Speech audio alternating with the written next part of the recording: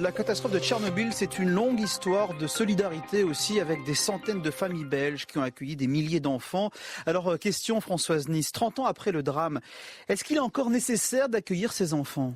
Eh bien oui, parce que le césium-137, cette fameuse substance radioactive, eh bien, si elle a une demi-vie de 30 ans, c'est du jargon pour vous, pour moi aussi, sa durée de vie est de 300 000 ans. C'est tout autre chose. Les conséquences radiologiques ne sont pas du tout terminées ou liquidées. 22% du territoire bélarusse a été contaminé. Alors, si on pose la question aux Bélarusses, bien sûr qu'il faut encore accueillir les enfants parce que leur santé reste fragile. Écoutez le témoignage de la Bélarusse Natacha Manko, la vice-présidente de l'ONG L'Avenir aux enfants.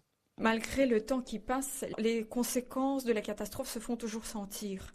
Et les mesures qu'on fait au départ du Bélarus et au retour, le fauteuil de mesures d'Alexei Nesterenko a montré qu'il y a vraiment beaucoup d'enfants dont le taux de contamination est élevé. Il ne s'agit pas de 20. 20, c'est la norme.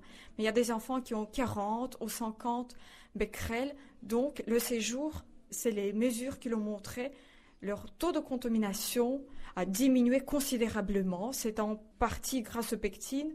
Et à mon avis, c'est génial que les enfants puissent améliorer leur santé, fortifier leur système immunitaire et aussi voir le monde. Quels sont les symptômes les plus évidents chez les enfants les plus touchés? Les enfants que nous accueillons, ils ne sont pas malades. Donc ça, ces symptômes, ça ne se voit pas. Donc certains, ils ont parfois à bout de souffle au bout d'une dizaine de minutes de marche, mais les autres symptômes, ça se voit pas. Donc nos enfants ne sont pas malades, nous ne sommes pas autorisés de travailler avec les enfants malades parce qu'il n'y a pas de médecin au sein de notre association. Qu'est-ce que vous espérez, puisque il n'y aura pas de changement de l'attitude du pouvoir bélarusse, qu'est-ce que vous espérez pour ces enfants, puisqu'on parle d'une radiation qui peut durer encore 300 000 ans pour le césium-137? J'espère qu'il y aura quand même encore beaucoup d'enthousiastes, beaucoup de familles qui vont se rendre compte que les conséquences de Tchernobyl se font toujours sentir, qu'il y ait des enfants qui ont besoin dans ces jours de santé.